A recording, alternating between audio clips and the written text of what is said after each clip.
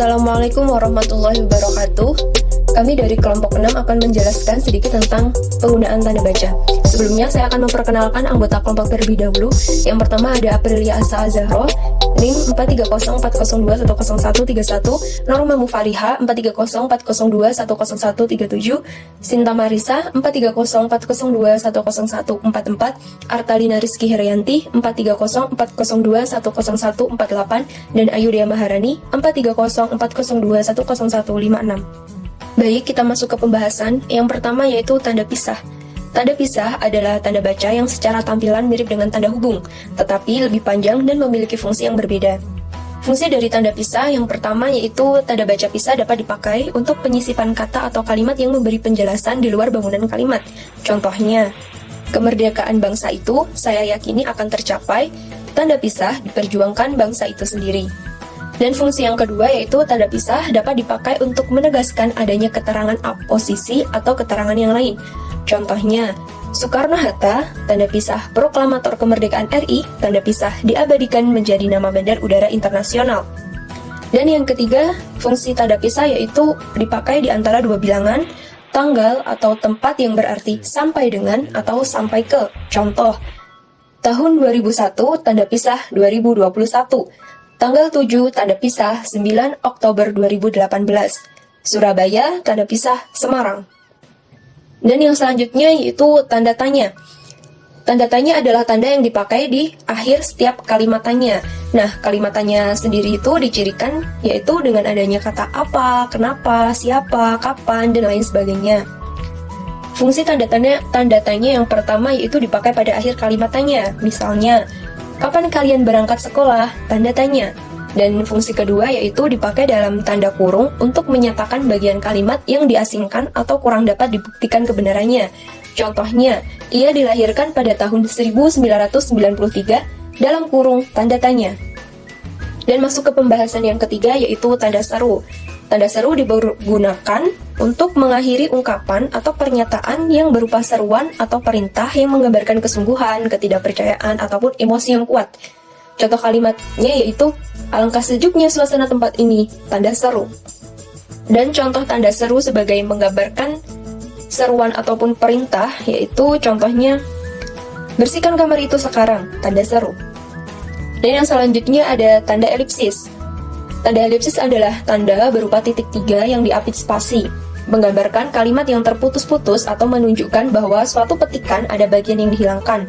Namun, pemakaian tanda elipsis masih sering keliru, terutama pada penggunaan jumlah tanda titiknya.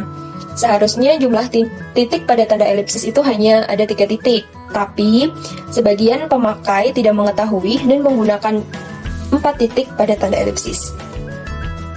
Fungsi tanda elipsis yang pertama yaitu dipakai untuk menunjukkan bahwa dalam suatu kalimat atau kutipan ada bagian yang dihilangkan.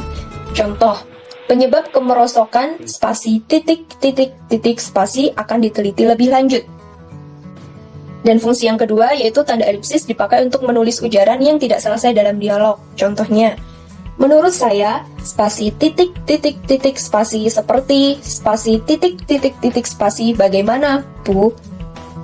Yang perlu diperhatikan dalam tanda elipsis adalah tanda elipsis itu didahului dan diikuti dengan spasi. Yang kedua, tanda elipsis pada akhir kalimat diikuti oleh tanda titik, jadi jumlah titiknya ada 4. Nah, pembahasan yang terakhir yaitu tentang tanda petik.